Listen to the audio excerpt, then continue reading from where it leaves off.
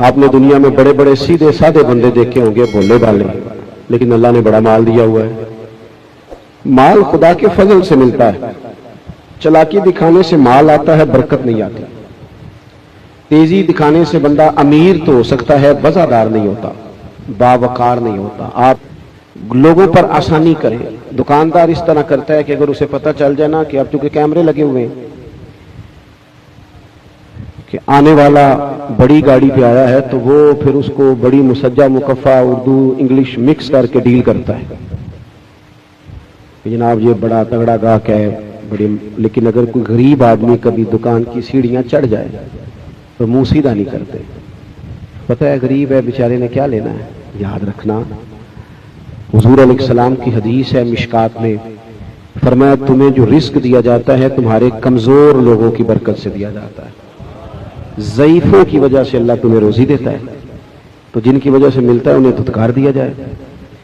और फिर ये भी मैंने देखा अपनी जिंदगी में कि गुंजाइश तो माड़े बंदे को देनी चाहिए, कर्जा तो गरीब को देना चाहिए। हम अमीर को देते हैं क्योंकि गरीब को इसलिए नहीं देते, वापस कैसे करेगा। थोड़ी आसानी कर दें गरीबों पर, थोड़ी सी उनको गुंजाइश दे दें, उनको थोड़ा सा मौका दें कि वो उस तकलीफ से बाहर आ जाए।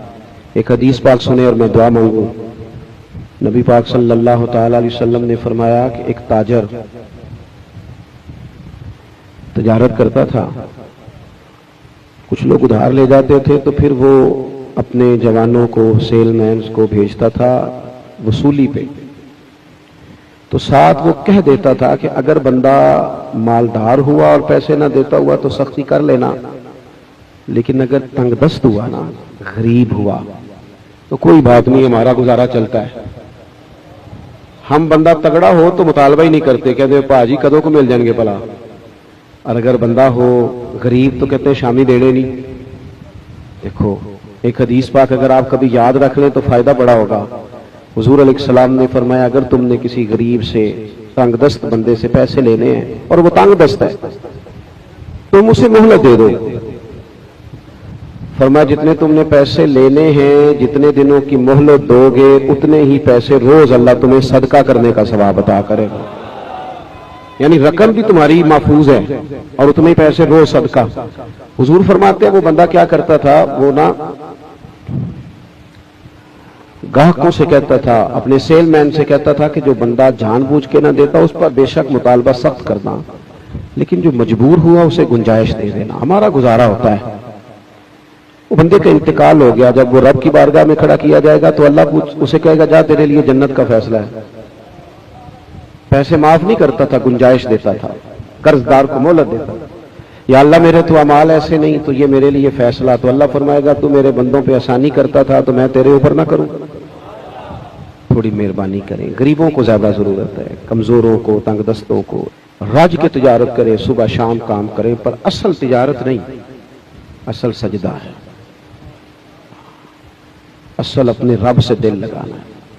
पैसे कमाना ना, ये तो मैंने देखा है बाज बंदे बेचारे ज़हनी मसाइल का शिकार हो गए, पैसे कमाते हैं, 4-4 मोबाइल रखे हैं, किसी को कोई बात बता रहे हैं, किसी को कोई बता रहे हैं, किसी को किसी चक्कर में डाला हुआ है, वो खुद बंदा डिस्टर्ब हो जाता है। इतनी लंबी टांगे ना फैलाएं कि समेटी ना जा सके। जरूर मेहनत करें, जद्दोजहद करें, लेकिन इतना उलझाओ, इतना उलझाओ। हजरत मौला अली शेर खुदा एक बाग में मजदूरी करने गए, 2 किलो खजूरें मिली, उठा के ले आए। तो वो कहने लगा और काम नहीं करना। फरमाया अब जाके बाकी को दीन का काम करेंगे। 2 किलो खजूरें मिल गई हैं, किलो अली के बच्चे खाएंगे, किलो मदीने के गरीब बच्चे खाएंगे। रब जो सवेरे जिंदगी देगा वो रोजी भी देगा। तो उलझ ज्यादा गए हैं हम। और मैंने बाद लोगों को देखा इतनी कमाई नहीं जितने बेचारे परेशान हैं, इसलिए कि कहानियां ज्यादा सुनाते हैं, सच थोड़ा बोलते हैं, बातें ज्यादा हैं, तारीफें इतनी करते हैं अपने माल की कि तौबा तौबा।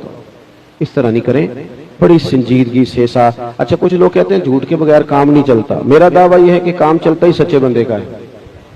लोग कहते हैं ਉਹਦੇ ਕੋਲ जाना भाई 5 रुपए ज्यादा लेंदा पर चीज सही देता है। तो इसलिए अपनी जिंदगी में ये खैर करें। अल्लाह ताला मुझे आपको अमल की तौफीक अता फरमाए।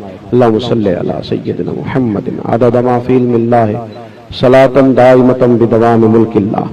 कायनात के मालिक अहबाब जिस काम का आगाज करने जा रहे हैं उसमें खैर व बरकत फरमा। ہم سب کو ہمیشہ رزق حلال ہی عطا فرما، لقمہ حرام سے بچا مالک، رزق وسیع عطا فرما، حلال عطا فرما، اور پھر اپنی مخلوق میں بانٹنے کے لیے دل بھی عطا فرما۔ مالک کریم اپنے پیارے حبیب علیہ السلام کے طریقوں کے مطابق تجارت کی توفیق دے۔ اللہ جو تنگ دست ہیں نا، انہیں کسی دنیا دار کا محتاج نہ کر، اپنے بھرے خزانوں سے مالا مال کر۔ جو بے روزگار ہیں، حضور کی تجارت کا صدقہ انہیں روزگار دے، اللہ روزگار دے، حلال طیب دے۔ وطن کے جن حصوں پر سیلاب ہے مالک ان کی غائبانہ امداد فرما۔